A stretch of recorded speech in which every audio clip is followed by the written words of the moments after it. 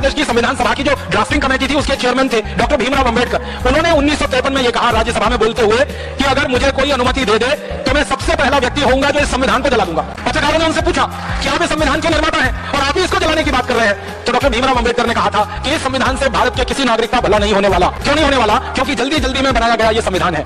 और उन्होंने बहुत बेबसी से ये कहा था कि मेरे पास कोई चारा नहीं था, इतने कम समय में संविधान बनाना था और अंग्रेजों की तरफ से हमको ये गवर्नमेंट ऑफ इंडिया रूल या गवर्नमेंट ऑफ इंडिया एक्ट का ड्राफ्ट दिया गया था, आधार उसको बनाकर और दुनिया के दूसरे देशों के संविधानों में से कुछ चीजें निकालकर ये भारत का संविधान तैयार हो गया।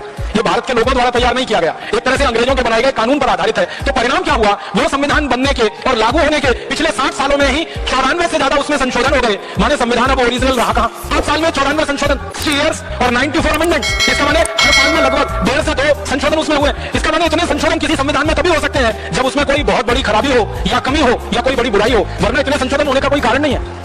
वीडियो अच्छा लगा हो तो लाइक करें, शेयर करें और सब्सक्राइब करना ना भूलें।